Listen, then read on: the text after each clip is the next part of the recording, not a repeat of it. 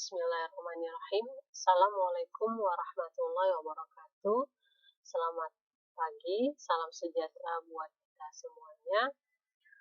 Puji syukur saya panjatkan kehadirat Allah Subhanahu wa Ta'ala karena di pertemuan kali ini masih kita diberikan kesempatan untuk belajar bersama tentang ilmu kimia.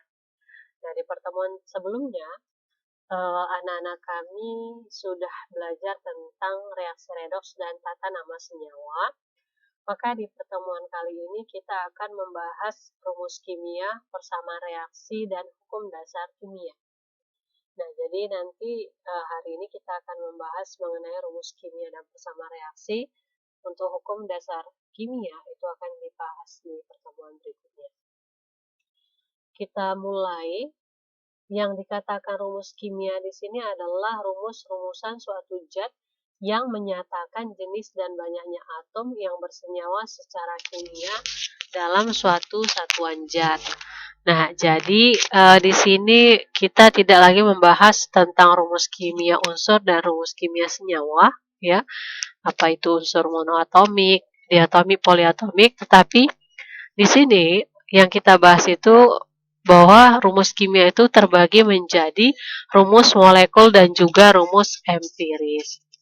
Nah, kita lihat yang dimaksud dengan rumus molekul atau disingkat RM, ini menyatakan jenis dan jumlah atom yang menyusun satu molekul.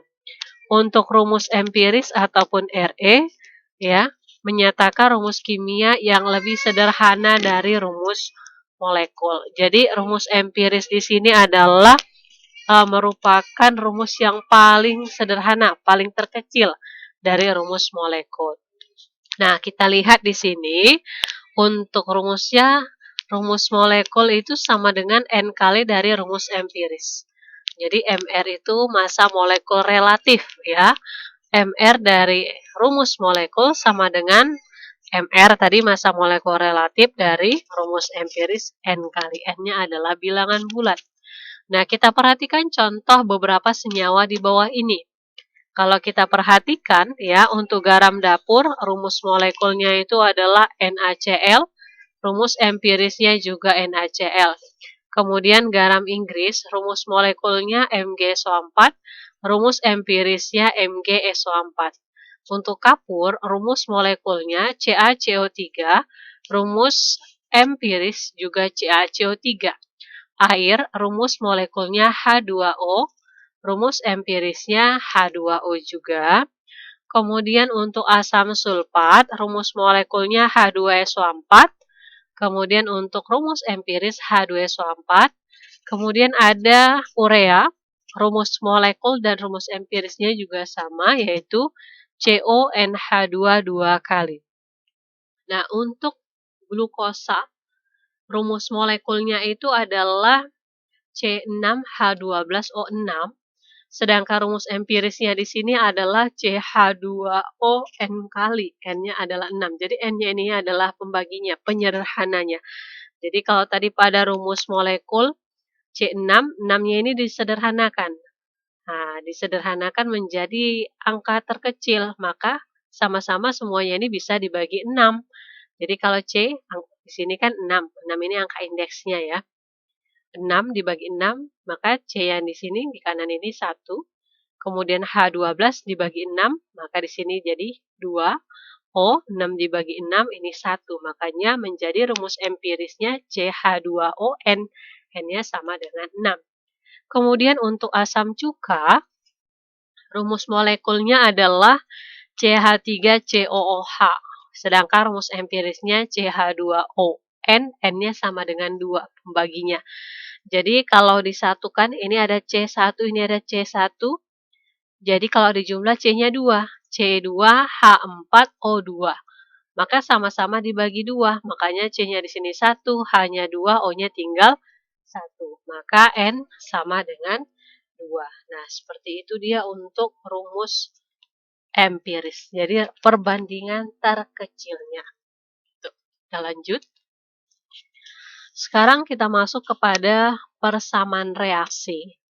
Ya, Reaksi kimia dituliskan dalam bentuk persamaan reaksi, menggambarkan zat-zat yang bereaksi dan hasil reaksi, wujud reaktan dan hasil reaksi, perbandingan jumlah reaktan dan hasil reaksi, serta arah reaksi. Nah, bisa kita perhatikan contoh di bawah ini, ada reaksi 2H2 bereaksi dengan O2 sehingga terbentuk 2H2O.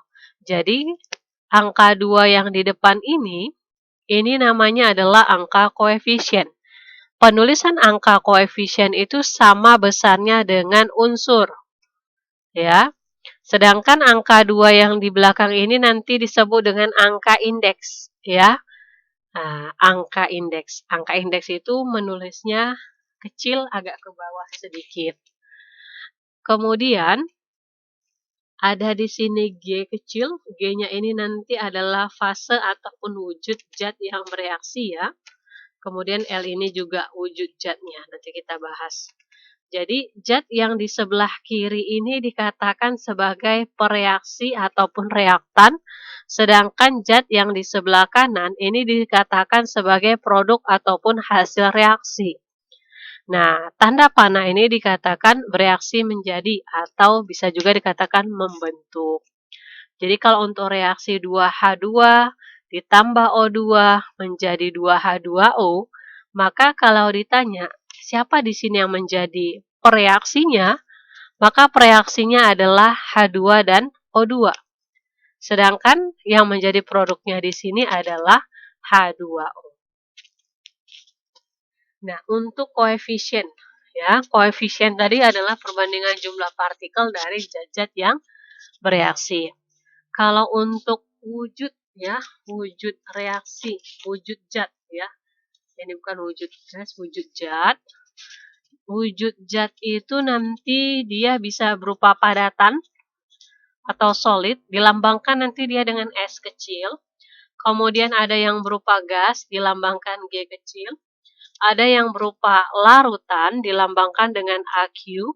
Kemudian ada dia yang berupa cairan, ya, ataupun liquid.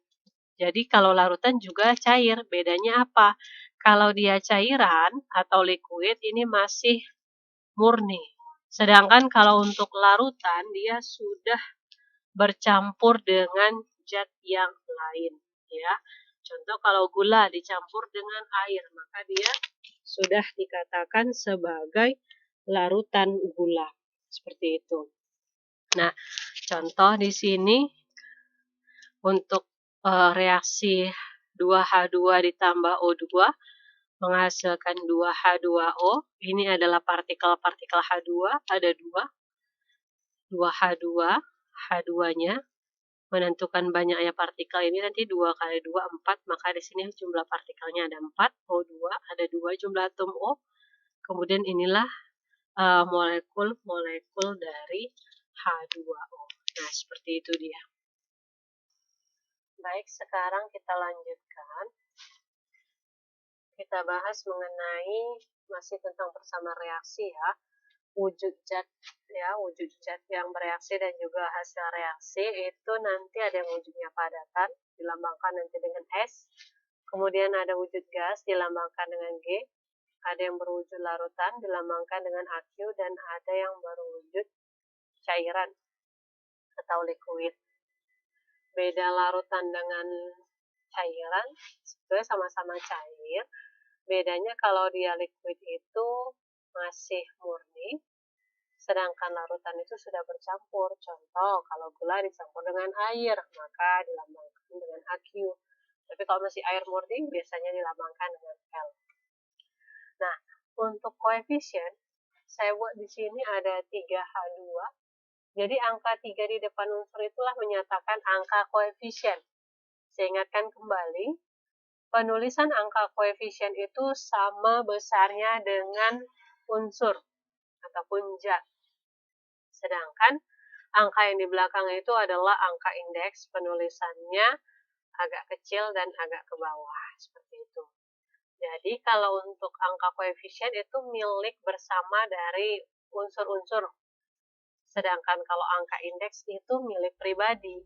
Nah, contoh, lihat yang di bawah ini ada 2H2O. Angka koefisiennya 2. Jadi yang 2 ini, angka koefisien ini, milik atom H dan juga milik atom O. Tapi kalau ditanya angka indeks atom H ada 2. Ini yang di belakangnya. Sedangkan angka indeks atom O itu ada 1. 1 itu tidak dituliskan. Ya. Untuk menentukan banyaknya atau jumlah atom, maka tinggal kalikan angka koefisien dengan angka indeks. Contoh di sini ada 2H2O. Jadi kalau menentukan jumlah atom H, 2 kali 2 sama dengan 4. Untuk atom O, 2 kali 1. 1 itu indeksnya tadi ya, sama dengan 2. Nah, kalau kita buat perbandingan jumlah partikel zatnya, untuk pembentukan H2O seperti ini dia. 2H2, ini dia molekul H2. Ini ada 1 molekul O2, terbentuklah 2 molekul H2O. Di dalam reaksi kimia, berlaku hukum kekekalan massa atau dikatakan sebagai hukum Lavoisier yang menyatakan massa zat sebelum reaksi sama dengan massa zat sesudah reaksi. Nanti minggu depan kita akan bahas lebih lanjut ya mengenai hukum dasar ilmu kimia. Massa zat berbanding lurus dengan jumlah atom, maka hukum tersebut dapat diartikan jumlah atom yang bereaksi sama dengan jumlah atom zat hasil reaksi. Nah, untuk menyetarakan persamaan reaksi, maka langkah pertama adalah tetapkan koefisien salah satu zat yang rumus kimianya paling kompleks sama dengan 1, dan zat lainnya diberikan koefisien dengan huruf. Kemudian setarakan terlebih dahulu jumlah unsur yang terkait langsung dengan zat yang diberi koefisien 1. Ingat, syarat reaksi dikatakan setara adalah sama jumlah atom di kiri dengan jumlah atom di kanan. Kemudian baru disetarakanlah unsur-unsur yang lainnya. Yang perlu diperhatikan di dalam menyetarakan adalah yang pertama, jangan mengganti angka indeks dari zat kimia yang bereaksi maupun hasil reaksi. Contoh tadi ada H2O, jadi nggak boleh diganti menjadi H3O, seperti itu. Ya. Jangan menambahkan zat lain yang tidak ada dalam persamaan reaksi. Contoh tadi H2 ditambah O2 menghasilkan H2O. Nggak boleh nanti di hasil akhir H2O ditambah Cl2 misalnya. Kemudian yang ketiga adalah setarakanlah jumlah atom dengan mengubah angka koefisiennya saja. Nah, di sini ada contoh, perhatikan. Setarakan persamaan reaksi berikut. Untuk reaksi CH4 ditambah O2 menghasilkan CO2 ditambah H2O. Nah, ini reaksinya belum setara. Boleh kita cek. Atom C di kiri 1, di kanan 1. Oke lah, itu setara. Kita lihat atom H. H di kiri 4. Nah, menentukan jumlah atom, ingat koefisien kali indeks. Di kiri 4, di kanan ada 2. Belum setara. O di kiri berapa? Di kiri ada 2, di kanan ini ada 2, ini ada 1. 2 tambah 1, ini dijumlah ya. Kalau di sini ada O, di sini ada O, maka dijumlahkan. Nah, O-nya ada 3, maka belum setara. Maka akan kita setarakan. Nah, jadi dimisalkanlah untuk CH4 ini angka koefisiennya 1. Dan yang lainnya dibuat huruf. Ini huruf A, B, dan C. Untuk penyetaraan, ingat syaratnya jumlah atom di kiri sama dengan jumlah atom di kanan. Untuk atom C, di kiri dia 1, di kanan B. Ya, berarti nilai B itu sama dengan 1. Kemudian atom H, di kiri ini ada 4. Di kanan ada, ini ya, H. C dikali 2, 2C. 4 sama dengan 2C, maka C sama dengan 2. Kemudian untuk atom O, O di kiri ada 2A. Di kanan ini dia 2 kali B. B-nya tadi kan 1. 2 kali 1. C C-nya itu tadi 2, makanya ini langsung 4. Di sini dibuatkan 2A sama dengan 4. Maka diperoleh A sama dengan 2.